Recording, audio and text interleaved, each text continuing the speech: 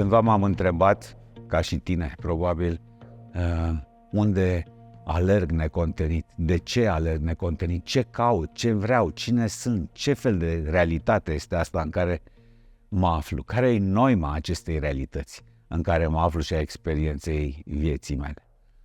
Între timp am reușit să tentez vreo 2-3 răspunsuri la întrebarea asta de ce alergăm necontenit în exterior. Am ajuns la concluzia că noi toți căutăm, de fapt, doar vreo 2-3 categorii de lucruri. În primul rând căutăm o formă sau alta de vindecare. Vindecare, da, vindecare. Căutăm vindecare. Vindecare de ce? De durere, de suferință, de singurătate, de rătăcire, de emoții corozive, vindecarea uneori de propria noastră gândire compulsivă care ne obosește și ne dă cu capul de pereți. Vreau să zic că unul dintre lucrurile pe care le căutăm este vindecarea. O altă categorie de oameni coagulează cumva căutarea lor necontenită în exterior sub forma cunoașterii. Căutăm cunoaștere, vrem să știm ce este aici, ce suntem, cum să facem unele lucruri, cum să realizăm unele lucruri. Astea sunt două categorii fundamentale de motive pentru care alergăm necontenit în exteriorul nostru, sperând să găsim rezolvarea, fie sub aspectul vindecării, fie sub aspectul cunoașterii, să cunoaștem mai mult. Numai că și vindecarea și cunoașterea folosesc unui singur lucru: să fim mai fericiți, să fim mai bucuroși, să trăim mai bine. De fapt, oricine își pune întrebarea asta ajunge la concluzia că orice ne dorim în viețile noastre, începând cu banii și terminând cu relațiile, începând cu cunoașterea și terminând cu bunuri, cu posesii, cu tot felul de lucruri, toate astea folosesc unui singur lucru: să fim fericiți, să fim bucuroși. Ei bine, maestru interior este un fel de shortcut către natura adâncă a ființei noastre, acolo unde suntem deja bucuroși. În mod normal ne raportăm la ideea de maestru întotdeauna în afara noastră. E un om, poate o carte, poate ceva ce am citit, poate ceva dintr-o carte de religie. În perspectiva mea și a noastră, a școlii, maestru interior nu este altceva decât un nivel al conștiinței mele. Când zic a mea, a mea, a mea, a mea, a oricui, maestrul interior locuiește în interiorul conștiinței fiecărui om. Păi și atunci de ce nu avem acces la maestria interioară necontenit? Dintr-un motiv foarte simplu. Funcționăm de obicei în domeniile periferice ale conștiinței noastre. Suntem în afara noastră, suntem proiectați în gândire, în idei, suntem într-o necontenită căutare, agitație. Suntem, cu alte cuvinte, răspândiți în decor.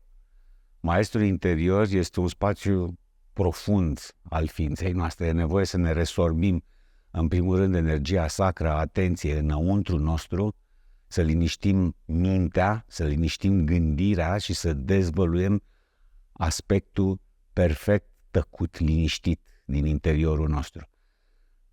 Credem de obicei că dacă suntem într-o gândire necontenită despre realitate, despre existență, despre situații, asta ne ajută cumva să le stăpânim. Dimpotrivă, nu putem să stăpânim situațiile și manifestările din existență decât din interiorul nostru și nu de la nivelul gândirii. E o utopie. Maestrul interior este, va să zică, un nivel, un aspect profund, vast, adânc al propriei noastre conștiințe. Cartea Maestrului Interior, care, by the way, a ajuns la cea de-a 3-a ediție, începe cu o propoziție: nimic nu este ascuns.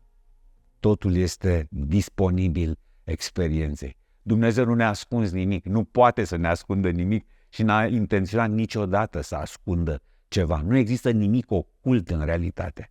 Oricine vrea să afle adevărul despre sine, o face. bate și ți se va deschide, caută și ți se va da. Astea nu sunt cuvinte, nu sunt metafore. Dar cine bate la propria inimă, la poarta propriei sale inimi? Câți dintre noi ajung să ciocănească la poarta propriei sale inimi pentru a afla adevărul despre sine? Suntem prea ocupați, avem prea multă treabă, suntem prea mult preocupați de lucrurile din exteriorul nostru, de a comenta la nesfârșit, iar lumea pe care am creat-o nu face altceva decât să ne extragă atenția în exterior, astfel încât să ne părăsim această sursă de realitate.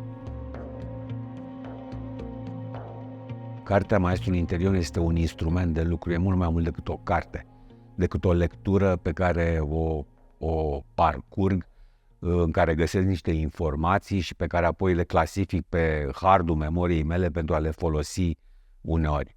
Cartea Maestrului Interior este un instrument, pentru starea de prezență, adică conduce foarte rapid în starea de prezență, pentru că este scrisă în același fel în care curg conținuturile, de pildă, într-o călătorie de-a noastră, într-un curs al școlii Maestrului Interior. Acolo lucrurile se petrec foarte spontan, cam în același fel a fost scrisă Cartea Maestrului Interior, într-o stare de conștiință și de conștiență modificată. Ce fel de instrument este Cartea Maestrului Interior? Este un instrument care conduce către interior, către prezență, e scrisă în așa fel încât urmează geometria sacră a ființei și structurile metafizice interioare ale conștiinței care devine conștiință, asta e una, și în al doilea rând are o structură sferică care desface de fapt întreaga experiență umană în felii, astfel încât să devină inteligibilă. Sunt mulți oameni care mi-au spus, citind încă o dată și încă o dată Cartea Maestrului Interior, că nu pare niciodată la fel, asta e bună, pentru că nu este la fel, e precum Cartea de nisip a lui Borges. Ori de câte ori o citești, găsești în ea ceva nou. Pentru că ea nu face altceva decât să urmeze căile interioare ale măestriei. Este contactul rapid cu această instanță interioară, cu acest nivel interior al conștiinței fiecăruia pe care noi l-am numit Maestrul Interior. Instrumentul fundamental în școală este ceva ce noi numim, plecând de la starea de prezență, un fel de meditație ghidată în interiorul spațiului de conștiință. Ce găsim în interiorul nostru, în lumea stărilor noastre interioare? Sunt doar câteva niveluri de vibrație, dacă vrei, nu sunt multe, sunt doar 5 niveluri de vibrație și 2 porți. Sunt faimoasele nivel al minții și al gândirii, al cuvântului, al inimii, care este nivelul percepției, al simțirii, al sensibilității, al emoției și al energiei vitale. Toate astea urmează un fel de geometrie interioară, dinamică, care este urmărită în carte pas cu pas, astfel încât oricine se conectează prin intermediul cărții, de fapt se conectează cu această geometrie interioară care e valabilă pentru noi toți. Conținuturile interioare ale fiecărui nivel sunt diferite. Asta face cartea. Practic, desface experiența noastră psihică, interioară, emoțională, inclusiv putem să intrăm să desfacem trecutul nostru, să explorăm, de exemplu, medii sau evenimente sau conținuturi traumatice din trecutul nostru într-un astfel de ghidaj și le putem demonta. Putem să vedem la nivelul gândirii mecanisme de gândire. Apropo, unele dintre majoritatea mecanismelor noastre de gândire, care nu e deloc o gândire vie, originală, sunt pur și simplu programe pe care le rulăm la nesfârșit în cap. Cartea ne ajută să pătrundem în acest spațiu mental și să descoperim aceste structuri de gândire care ne guvernează viața. Una peste alta este un fel de intrare ordonată, sferică în interiorul ființei noastre, care ne ajută să ne privim experiența propriei noastre vieți, a propriilor noastre povești, dintr-o perspectivă nouă, mai adâncă. Într-un fel, cartea are o dimensiune terapeutică, într-un fel. Dar de ce doar într-un fel? Are o dimensiune terapeutică pentru că ne dăm seama că ceea ce consideram noi traume, boli, reminiscențe ale unui trecut transgenerațional, de pildă. Sunt foarte mulți oameni care văd în interiorul lor fluxuri transgeneraționale, adică care vin pe linie transgenerațională și care le afectează viața în acest moment. Descoperim de fapt că toate aceste traume sunt configurări ale propriei noastre lumi interioare. Cu alte cuvinte, n-am nevoie să mă duc în trecut să rezolv ceva, pentru că tot trecutul se scurge în acest moment, acum, și am libertatea și puterea de a demonta astfel de structuri, de exemplu, transgeneraționale, care se referă la trecut, va să zică, sau structuri mentale, sau structuri emoționale, sau structuri de atitudine, sau structuri comportamentale, asta se referă la rolurile și la măștile noastre. Cu alte cuvinte, oameni buni, cu alte cuvinte, cartea asta dă puterea celui care pătrunde în interiorul său, îl înmânează propriului său maestru interior. Am spus că sunt foarte mulți oameni care, prin intermediul cărții și al școlii maestrului interior, au deschis perspective noi în viețile lor.